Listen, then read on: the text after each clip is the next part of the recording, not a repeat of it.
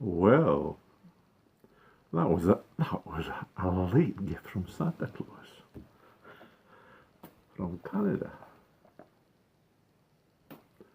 Old Farmer's Almanac, Canadian edition.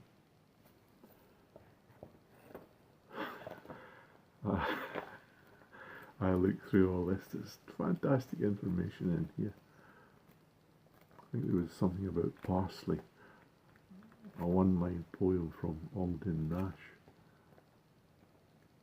No, I can't find it. Parsley, pick parsley. Must be in this page. Parsley is ghastly. Ogden Nash, American poet. And it gives you all the sort of recipes and the things you can do with parsley for your health. So this came from Kevin Bradley from Ontario, because I've always been complaining about the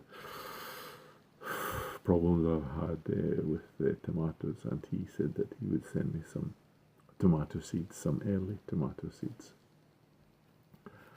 And so he's given us these 4 varieties here. This Beaver Lodge Slicer tomato. And 55 days, you see that down at the bottom? That must be good. If it's a slicer, it must be a big tomato as well, which is what I'm looking for. And then Sasha's Altai tomato. A slightly flattened tomato, bright red, comes from Sasha, who grows them in the Altai mountains of Siberia. It must be cold there. They must have summers like Finland. Extra juicy and blemish free. 59 days. Look at that. 59 days. Oh, they're fantastic tomatoes. And this is Fergus, Ontario seeds. And this one here is Italian heirloom tomato, organic heirloom. And it says that really big meaty tomatoes with good acidity. And it comes with some stakes inside it as well, little stakes, so you know what you're planting in. So that's very thoughtful. I wonder if I can open this and see. Little stakes. There it is, look. Italian heirloom, 2 of them. So you know what you're planting, so you don't get them mixed up. I'm always getting them mixed up. That's excellent. So that's it's called Italian heirloom tomato. Don't know if it has a name, just Italian heirloom. And this one is Amish pimiento, sweet red pepper. 85 days from sowing. And sow indoors 8 weeks before planting out. And again, it's got stickers on here. Oh, that's the seeds itself in the package. There you go. Amish pimiento, red pepper. So, and not to be content with only the Amish pepper, Kevin has also sent me lipstick. I think this is perhaps Dale Calder or Ellis has been growing this lipstick pepper. And And this one here, Matchbox, hot and small. Matchbox, hot and small.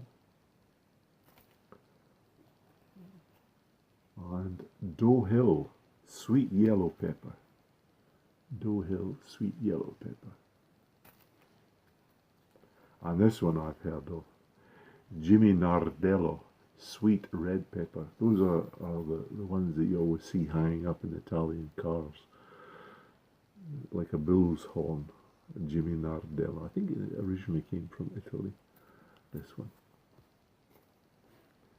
And then the last one here is mini yellow bell pepper. So if he's had success with them over in Canada and Ontario, then I think that there's a good possibility that I'll be able to grow them here in Finland. So I'll be watching his videos. Kevin over in Ontario, and he's got a YouTube channel as well. I'll put a link to it up there someplace, so you can go and check out his channel. And thank you very many, Kevin, for those wonderful seeds. It was a lovely surprise. And this seed sharing business is a really good idea. I think more gardeners should do it. I've got stuff from Dale Calder before, and also Gary Entropy down in Switzerland, and Southpaw Davy as well. So it's a good idea. So all the best, Kevin, for this growing season. And thanks once again for all these seeds and the Gardener's Almanac Canadian edition. I'll be looking through that to find out information. Looks like there's recipes and secrets of snake oil. Oh, let's have that one. Let's see what else we have in here. It tells you all what to do in September and July and all the different months there, what to do in December. The visible planets, also about the planets and the sun and the moon and things like that, and when to grow, how to get more energy, all the different zones over in Canada. I suppose that gardeners or farmers, they needed an almanac. I mean, say, think back about 2,000 years up in the forests of Finland. How do you know when's the right time to start planting? How do you keep track of the seasons? And it's usually by the birds either arriving or leaving. When the moorcock sort of fights in the forest, now it's time to plant your seeds in the field. Because the birds, they're not stupid. Somehow they sense the temperature in the air, and they know that if they lay their eggs now, then the frost won't come down and kill them when they go off looking for something to eat themselves.